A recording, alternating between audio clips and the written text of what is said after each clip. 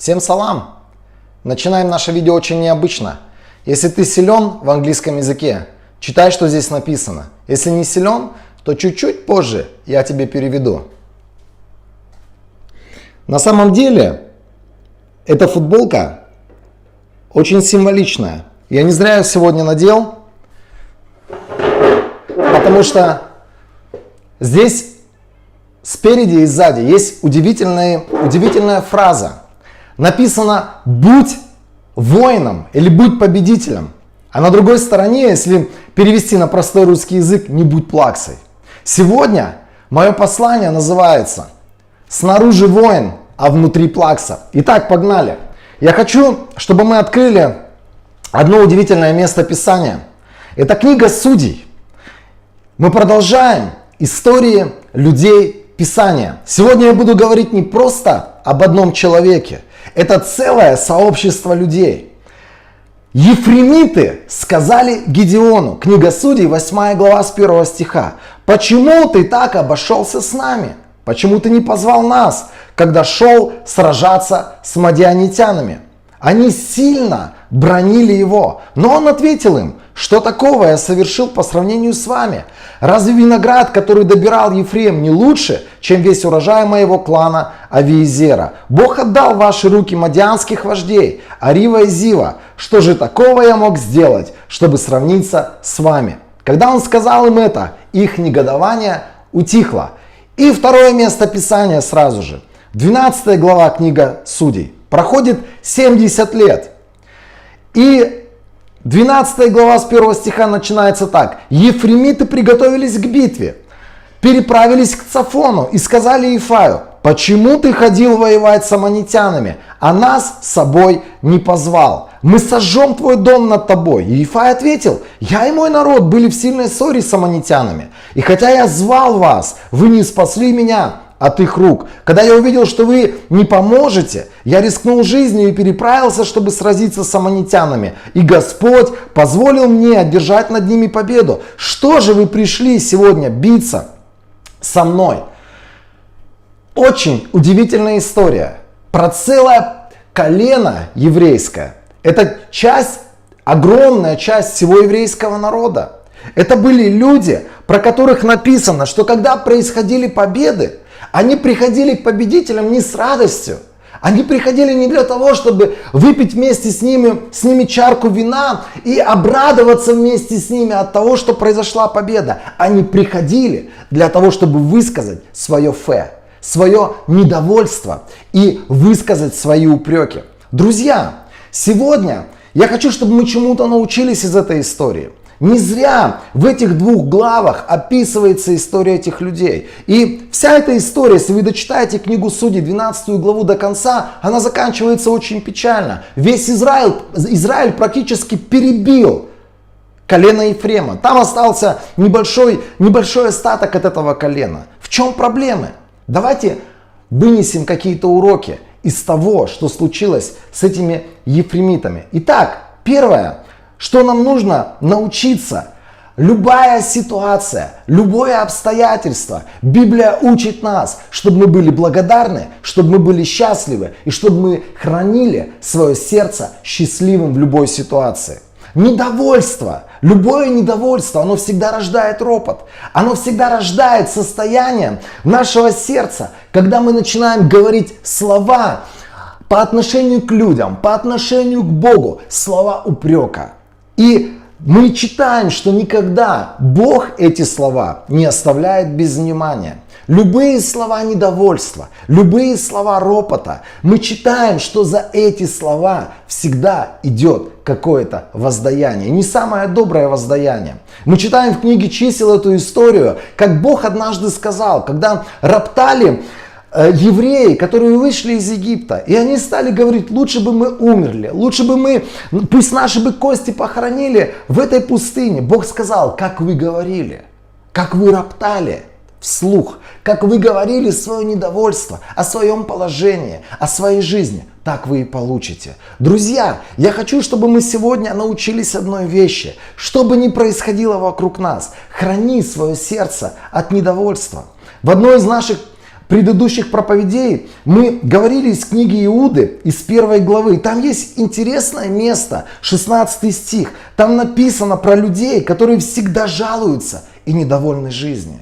Как много вокруг нас жалобщиков, как много внутри, или как много вокруг нас людей, которые внешне выглядят как воины, но внутри они являются плаксами. Внутри они нытики. У них все постоянно не так. У них все постоянно не то. У них все постоянно, знаете, вот пошло не так, как надо. Бог учит свой народ быть сегодня благодарным. Бог учит свой народ сегодня быть людьми победы. И это не просто внешне, это внутри. Принимать любой удар судьбы, принимать любую ситуацию, принимать любое обстоятельство с радостью и с благодарностью. Знаете, друзья, я сегодня хотел бы снять такое видео. В прошлый раз мы вам показывали дорогу.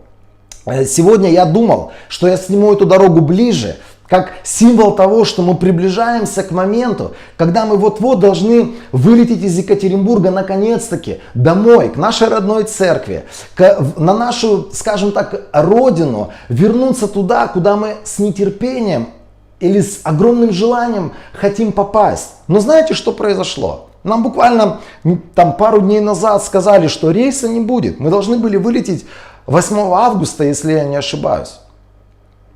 Рейса не будет. И нам сказали это в такой форме, что не знаем, когда вы сможете улететь, не знаем, когда откроются границы. И это очередной удар, это очередное понимание того, что в очередной раз получилось не то, как мы планировали. Мы уже распланировали, мы прилетаем, мы будем делать вот это, мы будем делать вон то, мы совершим вот это. Или 11 августа у нас там рейс, мне кажется, был запланирован. Но суть в том, что нам в очередной раз отказали в перелете.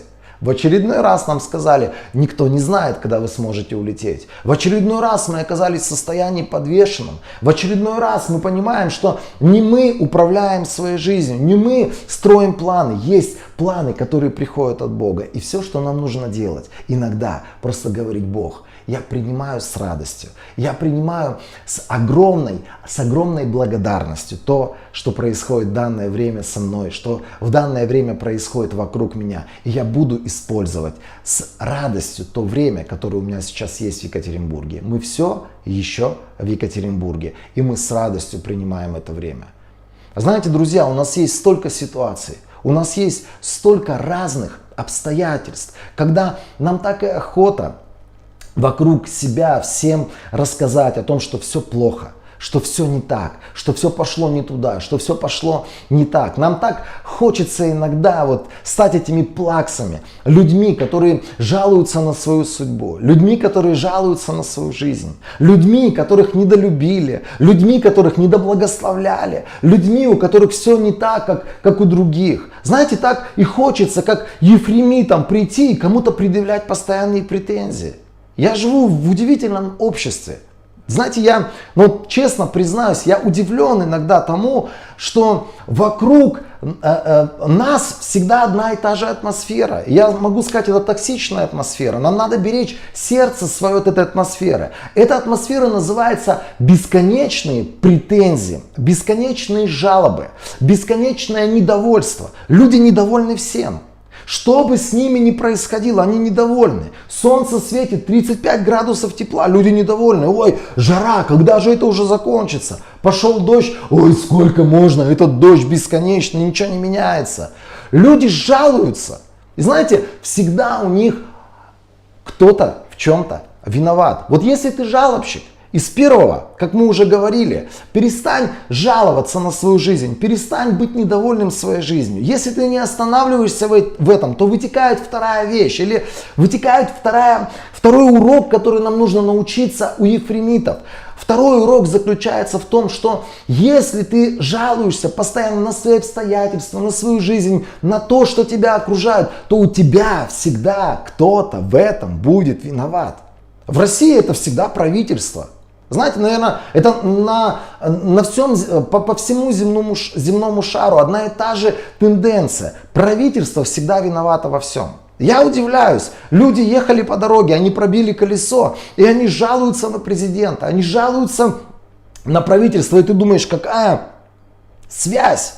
между колесом и президентом. А оказывается, у человека такое мышление: вот дороги не чистят, на дорогах валяется, что попало, или там дыры, о которых никто не смотрит. А вот президент или там правительство, они отдали эти дорожные подряды каким-то лжецам, каким-то ворам, они деньги положили в карман, дороги не сделали. И в конечном итоге виноват президент.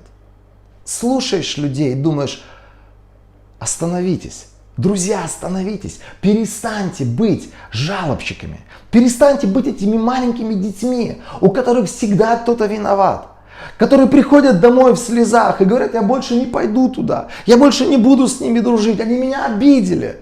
Вот это вот состояние, когда нас постоянно все обижают, это состояние, когда мы живем не в том месте, не с теми людьми, не в то время, это состояние, которое мы сами внутри себя культивируем. Стань воином, стань человеком, который сталкивается с ситуациями и побеждает, который не становится нытиком, который не становится плаксой и который не ищет постоянно виноватых в своих собственных падениях. Знаете, вот это интересное место Писания. Судьи 8 глава и Судьи 12 глава. Между этими двумя событиями 70 лет. Кажется, что это уже 2 поколения людей сменилось. Даже 3 поколения людей уже сменилось. Огромное количество людей, которые не видели первых из 8 главы. В 12 главе это огромное количество внуков и правнуков. Они ведут себя точно так же, как их деды и прадеды. Почему? Потому что все это время они находились в этой токсичной атмосфере. Думай сегодня, с кем ты общаешься. Если ты сегодня водишься с нытиками, у которых все не так, которые всегда всем недовольны, которые всегда во всем винят других людей, у которых то мама с папой виноваты, то церковь неправильная, то пастор какой-то не такой, то президент какой-то не такой, то страна наша какая-то не такая. Если ты водишься с такими людьми, эта атмосфера, она будет пропитывать тебя.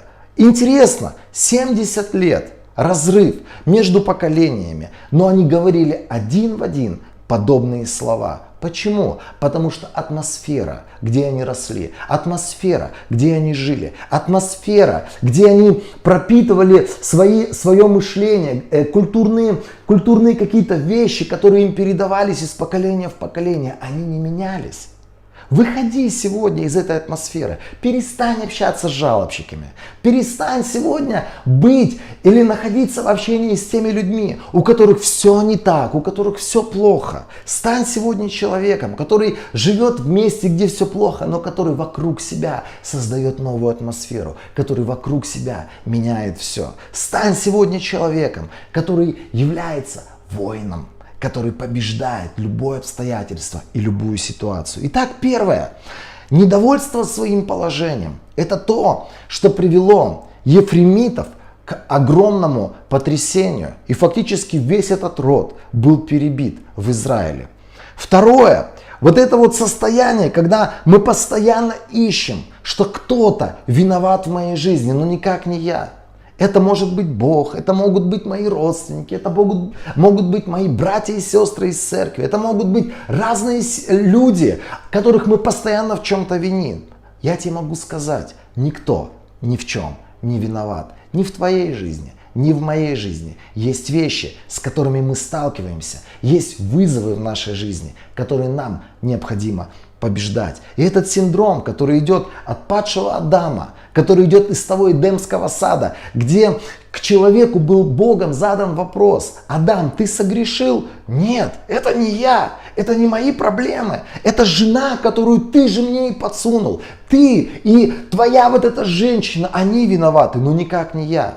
Я тебе могу сказать, это синдром ефремитов, бесконечное недовольство, бесконечные претензии, бесконечное состояние вот этого вот ропота, и всегда кто-то виноват. Удали это из своей жизни. Если тебя окружают такие люди, выходи из общения с такими людьми, не оставайся с такими людьми, потому что всегда работники недовольные, они очень плохо заканчиваются. И третья вещь, про которую я хотел бы сегодня упомянуть, это постоянные амбиции.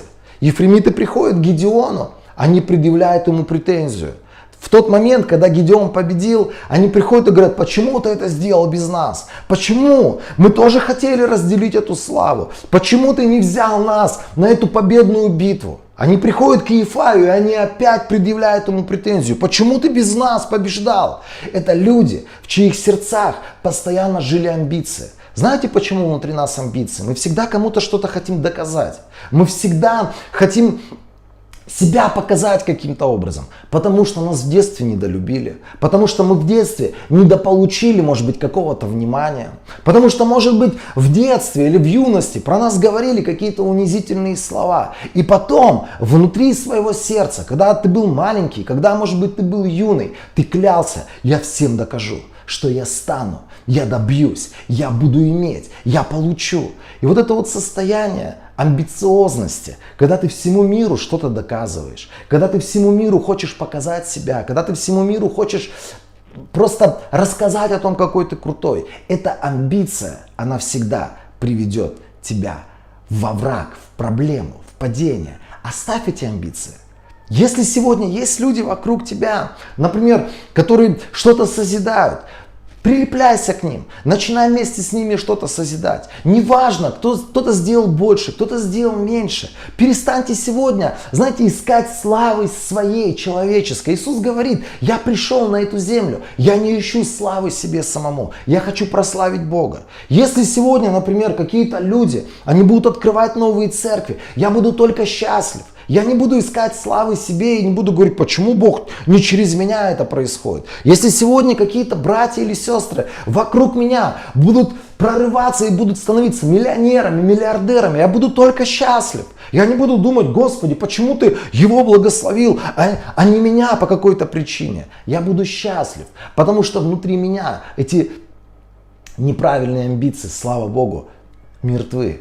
Когда-то они были, когда-то я хотел, чтобы только через меня происходило пробуждение. Когда-то я очень сильно переживал, что кого-то Бог благословляет, а меня не благословляет. Отсюда у нас рождаются, знаете, вот как Писание говорит, у нас рождаются зависти, у нас начинаются распри.